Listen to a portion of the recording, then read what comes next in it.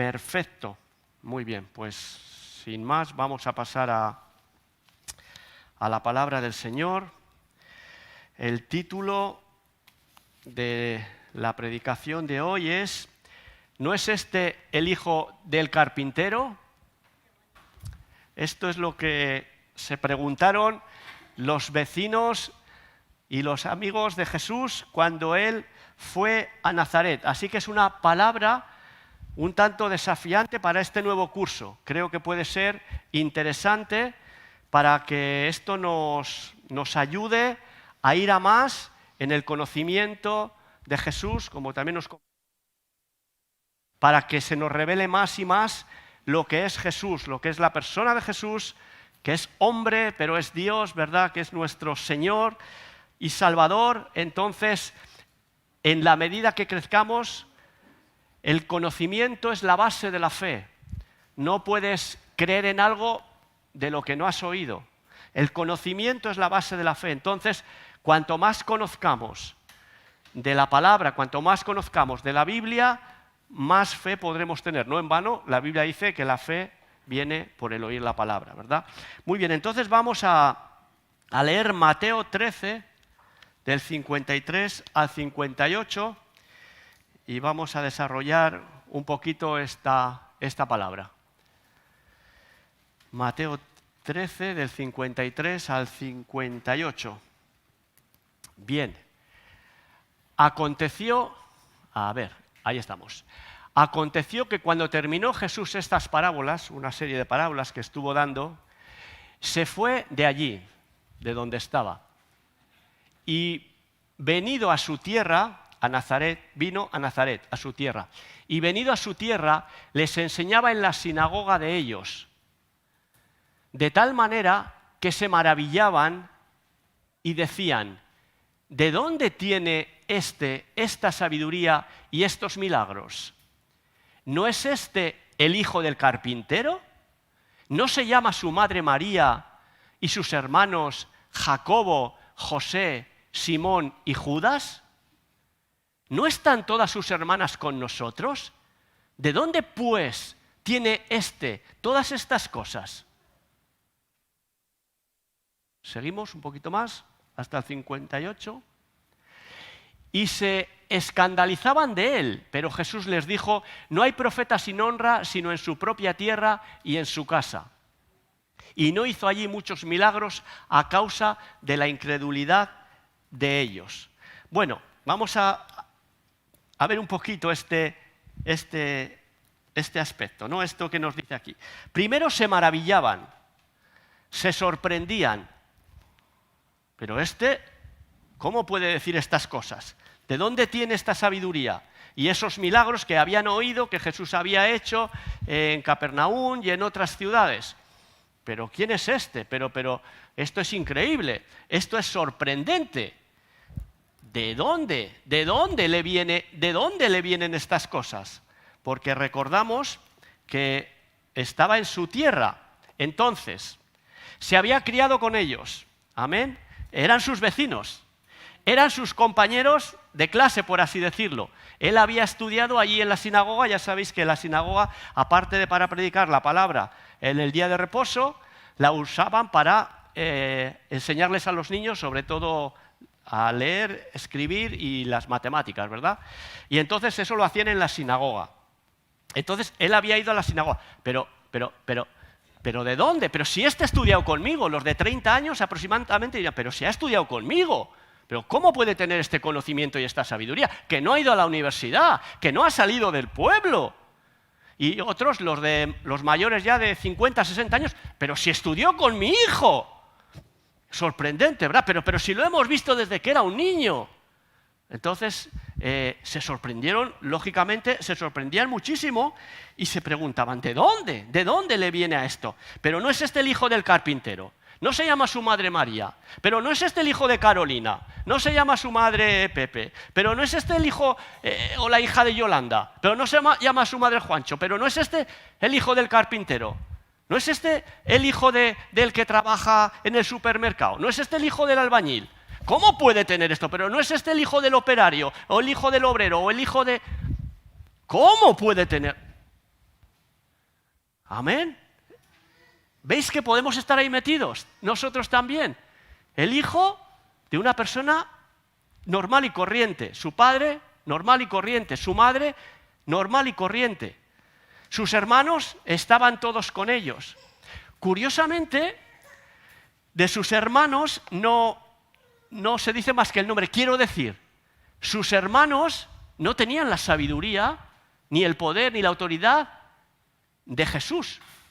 Pero si se habían criado en la misma casa, si habían ido al mismo colegio, si habían tenido la misma educación que tenía este hombre, que no tuviesen sus hermanos, que tenía este hombre, que no tuviesen los otros jóvenes de Nazaret, que había tenido este hombre para ser tan especial y tan diferente. ¿De dónde tiene todas estas cosas? Bueno, pues esta predicación la vamos a dividir en 4 partes.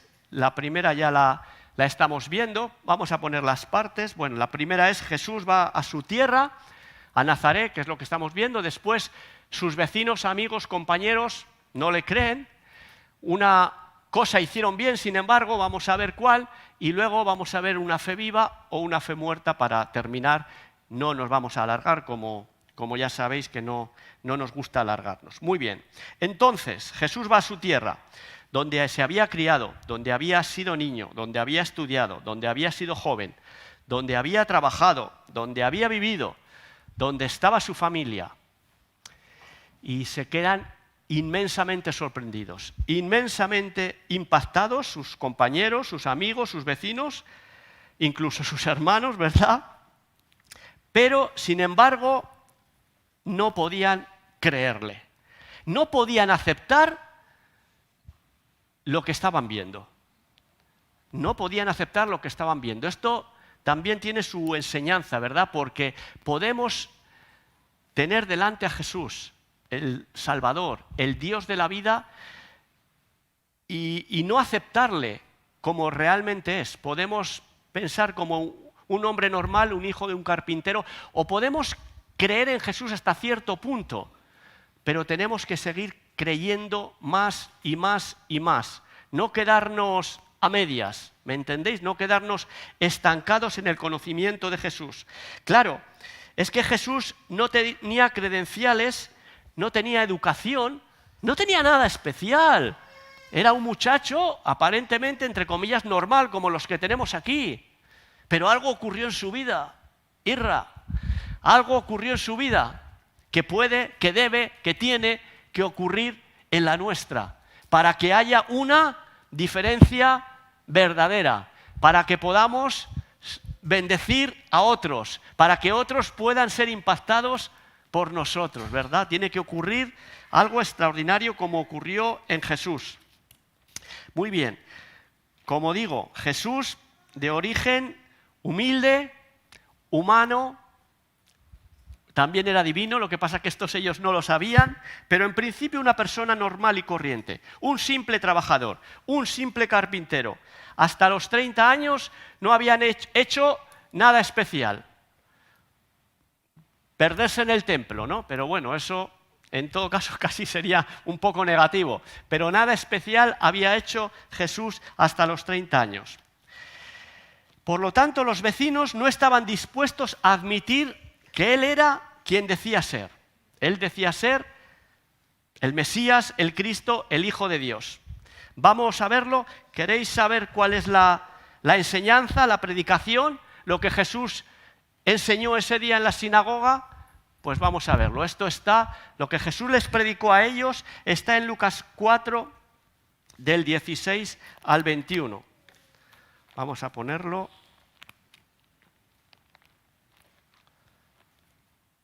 Ahí está, muy bien. A ver.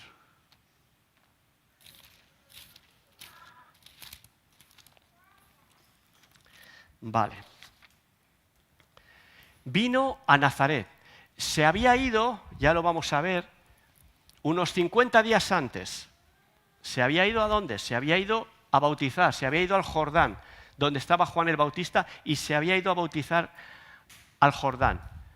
Posteriormente había estado 40 días en el desierto en la tentación. y después del desierto y de la tentación viene a Nazaret. O sea, se había ido hace 50, 60 días más o menos. Y después de esos 50, 60 días vino a Nazaret donde se había criado. Y en el día de reposo entró en la sinagoga conforme a su costumbre. Mira, Jesús tenía una costumbre muy buena. Iba a la sinagoga los días de reposo. Es decir, iba a la iglesia cuando se predicaba el Evangelio. Los días de reposo en el Antiguo Testamento eran el sábado, pero era el día que se predicaba el Evangelio, que se enseñaba. Jesús tenía la buena costumbre de ir a la sinagoga, de ir a la iglesia. Así que no pierdas las buenas costumbres, porque en cualquier momento, si tu corazón está dispuesto y vienes con hambre y sed de Dios, cualquier momento puede ocurrir algo glorioso en tu vida. Como aquí podía haber ocurrido, en muchos de ellos ocurrió solo en unos pocos. Bueno, entró en la sinagoga conforme a su costumbre y se le dio el libro del profeta Isaías, y habiendo abierto el libro, halló el lugar donde estaba escrito. O sea, se le dio el libro, el pergamino del profeta Isaías, y él buscó lo que él quería leer, lo que él quería enseñar, lo que él quería predicar ese domingo. Y cuando lo halló, lo empezó a leer. Y esto es lo que les dijo a sus vecinos, compañeros, amigos, familiares que estaban en la sinagoga. El Espíritu del Señor está sobre mí. Y esto es para nosotros, esto es para nosotros. Se lo dijo a ellos, pero nos lo dice a nosotros. Él se estaba revelando, él se estaba mostrando como el Mesías, como el Cristo. Yo no soy un hombre normal, un hombre cualquiera. ¿Por qué? Porque el Espíritu del Señor, el Espíritu de Dios, el Espíritu Santo, está sobre mí. Por cuanto el Espíritu Santo me ha ungido para dar buenas nuevas a los pobres de todo tipo, no solo a los pobres económicos como pensamos, sino a los pobres de espíritus, sobre todo, el que tiene necesidad de Dios, el que tiene hambre y sed de algo más de lo sobrenatural, a los pobres de alma, a los pobres de relaciones, a los pobres en emociones, a los pobres de todo tipo. Quiere el Señor bendecir, dar buenas noticias, sanar, restaurar, ¿verdad? Como vemos más adelante, me ha ungido para dar buenas nuevas, buenas noticias a los pobres. Me ha enviado a sanar a los quebrantados de corazón. Cuando tienes el corazón roto, el corazón quebrantado, el corazón dolorido, Jesús ha venido a sanar nuestros corazones rotos y quebrantados, porque Él sabe que en esta vida vamos a tener muchos momentos de dolor, de sufrimiento, de incomprensión, ¿verdad? Jesús lo sabía y por eso vino también a esta tierra. Me ha enviado el Espíritu Santo a sanar a los quebrantados de corazón, a pregonar libertad a los cautivos. Cautivo es el que está infeliz, desgraciado, aprisionado por algún pensamiento, por algún tormento, por algo que le angustia. Un espíritu de cualquier tipo puede ser, de odio, de celos, está cautivo, ¿verdad? O de cualquier vicio. Pues Jesús ha venido a pregonar libertad a los cautivos, vista a los ciegos, físicos y espirituales también, porque podemos ver con los ojos naturales, pero no con los ojos espirituales. Y a poner en libertad a los oprimidos. Oprimido puede ser alguien que está dominado por un sentimiento o un estado de ánimo. Un estado de ánimo que le domina, de depresión, de abatimiento, de falta de ilusión, de falta de esperanza, pues ha venido a poner en libertad a los oprimidos. Gloria al Señor. Seguimos un poquito más. A predicar el año agradable del Señor. Y enrollando el libro, lo dio al ministro y se sentó. Y los ojos de todos en la sinagoga estaban fijos en él. ¿Qué? ¿Y nos has leído esto y no nos vas a decir nada más? Y entonces, como estaban mirándole, comenzó a decirles: hoy se ha cumplido esta escritura delante de vosotros. O sea, les estaba diciendo abiertamente: yo soy el Mesías, yo soy lo que tú necesitas, yo soy el Cristo, el esperado, el Dios hecho hombre, lo que la humanidad necesita, el enviado de Dios. Y sin embargo, ellos siguieron sin creerle, sin aceptarle, pero nosotros, que sabemos ya todo esto, ¿verdad?, tenemos que ser muy consecuentes y aceptarle y creerle. Sé que me podéis decir: sí, ya le creemos, pastor, la mayoría estamos ya bautizados. Bien, sigamos creyendo y sigamos creciendo en su conocimiento. Amén. Para que puedan decir de nosotros, pero no es este el hijo de tal, pero no es esta la hija de cual. ¿Qué le ha pasado? Si no ha ido ni a la universidad. ¿Y cómo habla así? ¿Cómo me bendice su vida? Me da unas palabras que me transforma, que me alimenta. Pero si es rumano. ¿Y de dónde tiene estas cosas? ¿Verdad? ¿Y de dónde tenía Jesús estas cosas? Porque una cosa sí hicieron bien sus vecinos. Vamos al punto 3. Una cosa hicieron bien sus vecinos. ¿Cuál era la que hacían bien? Preguntarse. La pregunta que se hicieron era acertada. ¿Pero de dónde?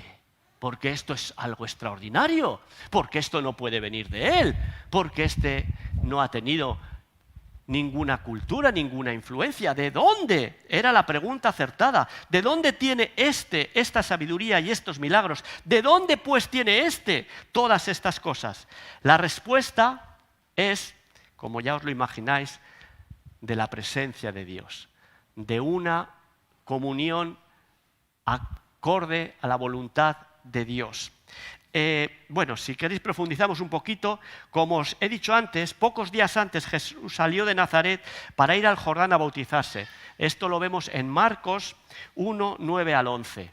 O sea que si algo había ocurrido entre que Jesús vivía con ellos y cuando Jesús volvió, vamos a verlo. Estos 50 días o 60 días fueron claves. Aconteció en aquellos días que Jesús vino de Nazaret, o sea, había vivido hasta los 30 en Nazaret, estaba en Nazaret. Pero un día él se enteró, bueno, que Juan el Bautista estaba bautizando en el Jordán. Entonces Jesús dice, aconteció que él quería ir a bautizarse, vino de Nazaret de Galilea y fue bautizado por Juan en el Jordán. Sigue. Y luego, cuando subió del agua, vio abrirse los cielos y al Espíritu como paloma que descendía sobre él. Y vino una voz de los cielos que decía, tú eres mi Hijo amado, en ti tengo complacencia. Esto había ocurrido. Había ocurrido esto y lo que viene a continuación, Lucas 4:14. Ponemos Lucas 4:14. En estos días. O sea, esto debió de ser algo trascendente, algo muy importante, porque Jesús pasó, entre comillas, de ser un hombre normal y corriente a ser un hombre con una sabiduría y un poder extraordinario. Se bautizó, como ya sabéis, y después el Espíritu le llevó al desierto. Y aquí ya volvió del desierto. Y Jesús volvió en el poder del Espíritu a Galilea. Y se difundió su fama por toda la tierra de alrededor. Y después de este momento es cuando va a Nazaret. O sea, ¿cuál es la clave ahí? La clave podemos decir que es el bautismo del Espíritu Santo en su vida. El Espíritu Santo vino a su vida y revolucionó y cambió y transformó su vida. Pero también la clave era, lógicamente, una no va sin la otra, era que Jesús tenía una relación perfecta con el Padre desde que había sido pequeñito. Pero ellos, pues, no sé si le notaban algo o no, alguna cosa le notarían. Digo yo, que sería un poquito diferente a los otros chavales. Pero bueno, no mucho. No lo sé, no mucho parece ser porque se sorprendieron tanto, ¿verdad? ¿Por qué tenía una relación perfecta con el Padre? Porque el Padre mismo lo dice, ¿no? Cuando el Espíritu Santo viene, dice, tú eres mi Hijo amado, en ti tengo complacencia. Por lo tanto, Jesús vivía de acorde, ¿verdad?, a una comunión con el Padre y con el Espíritu Santo. Y ahí está la clave. Hijo del carpintero, pero con una relación perfecta con el Dios Todopoderoso. Hermanos, a esto tenemos que ir nosotros. A una relación cada vez más agradable con Dios, a una relación cada vez más cercana con el Padre, con el Hijo y con el Espíritu Santo, para que nuestra vida cada vez sea de mayor influencia, porque esta fue la clave en Jesús, la clave de una vida transformada, la clave de una vida que bendecía a otros, la clave de una vida que aportaba, la clave de una vida que sumaba. Era una comunión perfecta con el Espíritu Santo, con el Padre. Y nosotros, ya que tenemos a Jesús y Él es la llave, ¿verdad? Como sabemos, por eso lo hemos cantado, Él murió por nosotros, Él vino para hacernos hijos de Dios. Tenemos, por lo tanto, que tener una vida de armonía con el Padre Todopoderoso, con el Hijo y con el Espíritu Santo. Es la clave para que nuestras vidas puedan bendecir a otros, puedan ser significativas y que se pueda sorprender la gente. Pero, ¿de dónde tienes estas cosas? Si es una persona normal y corriente como nosotros, normal y corriente como nosotros. Los vecinos de Jesús en Nazaret tuvieron, es chocante esto, ya estamos en el cuarto punto para terminar. Es chocante. Tenían el poder de Dios en medio de ellos. Tenían a Jesús que había hecho ya bastantes milagros significativos en medio de ellos. Tenían todo el poder de Dios para ayudarles en sus necesidades. Y sin embargo, no quisieron saber nada de Él. ¿Sabéis en qué se nota que tampoco querían saber nada de Él? En que Jesús, ¿dónde les predicó? En la sinagoga. Jesús, sin embargo, se cree que llevaba varios días en el pueblo. Pues de paso habría ido a visitar, estaba en su casa, habría ido a visitar a su madre, a sus hermanos, ¿verdad? Y cuando Jesús iba a algún pueblo, a algún sitio, ¿qué hacía la gente? Iba detrás de él, iba a escucharle, o llevaba a los enfermos a pedirles que sanase a los enfermos, ¿verdad? Que les predicase, que les enseñase.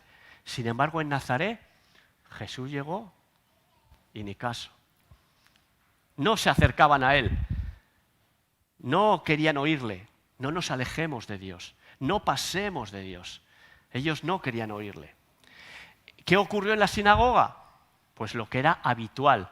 La sinagoga los sábados, allí iban todos los hombres, ¿verdad? Como era costumbre.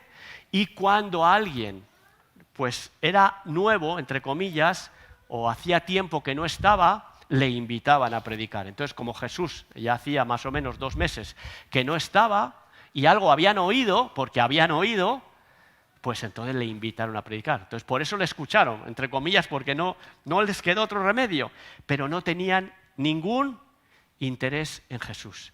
Y por eso dice tristemente, ¿no?, que no pudo hacer allí muchos milagros. Solo sanó a unos pocos que estaban enfermos.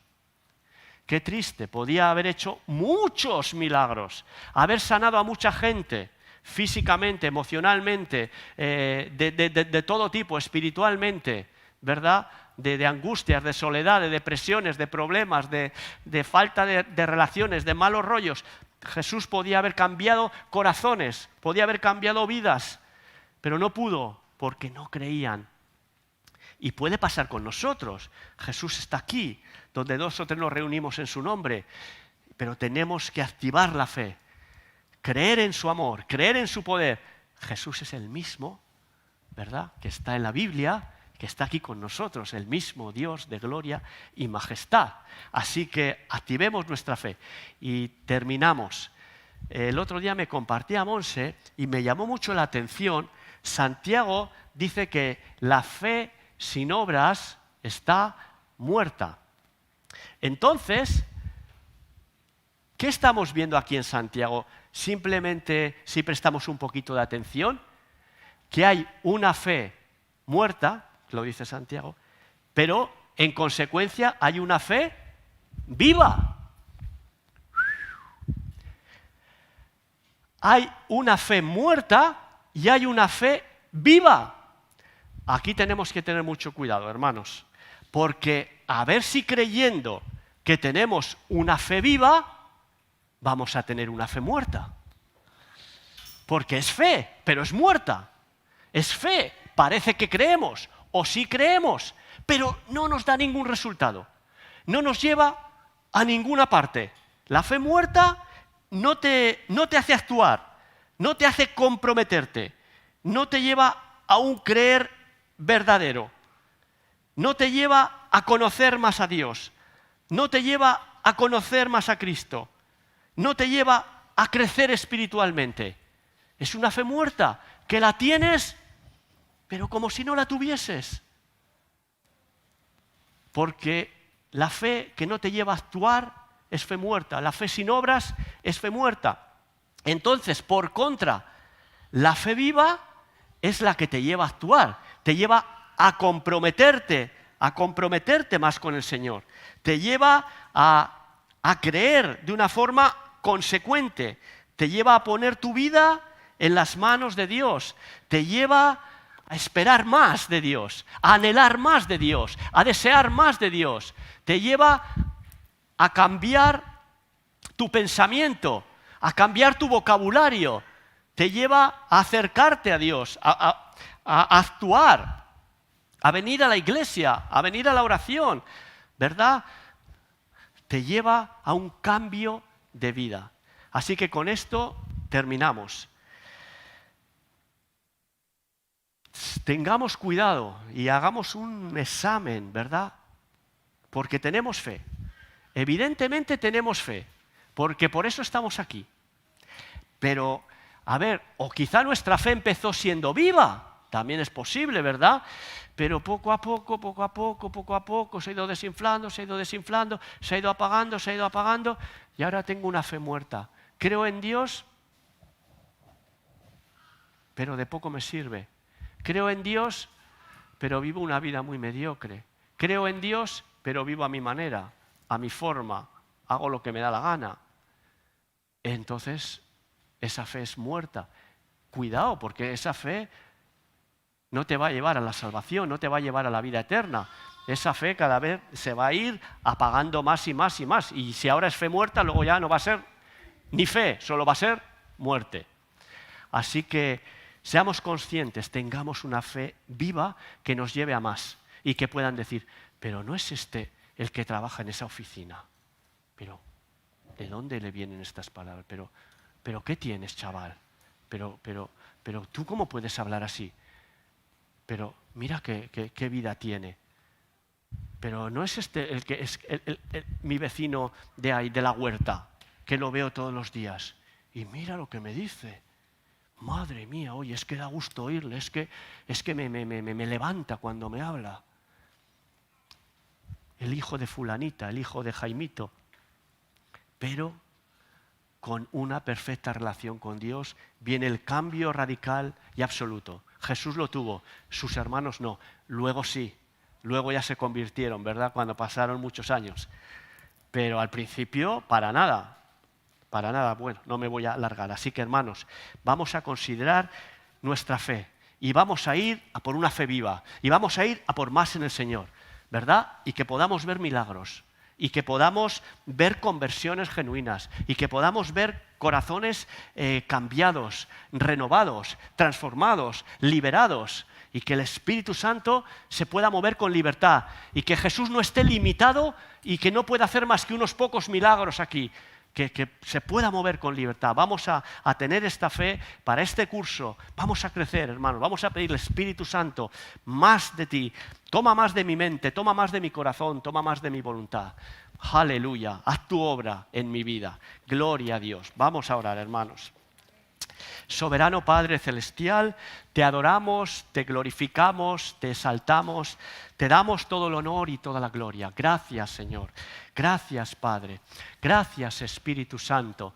Gracias porque tú nos hablas, porque tú nos ministras, porque tú estás aquí. Bendito Jesús, Dios Todopoderoso. Queremos creerte a ti. No queremos ser como tus vecinos de Nazaret que no te creían, que es más, que se burlaban. Nosotros queremos creerte para recibir esa vida de bendición que tienes para nosotros, para recibir tus milagros, que transformen nuestra mente, que transformen nuestro corazón, que transformen nuestra forma de hablar y todo nuestro ser. Queremos seguir siendo transformados. Amado Espíritu Santo, gracias por hablarnos. Te pido que nos reveles cada día más y más tu palabra, que te pido que seamos receptivos a tu palabra. palabra, que abras nuestros oídos, nuestros ojos espirituales, que nosotros estemos deseosos de escucharte, deseosos, hambrientos de conocerte, hambrientos de tener una relación contigo cada día más viva, cada día más fresca.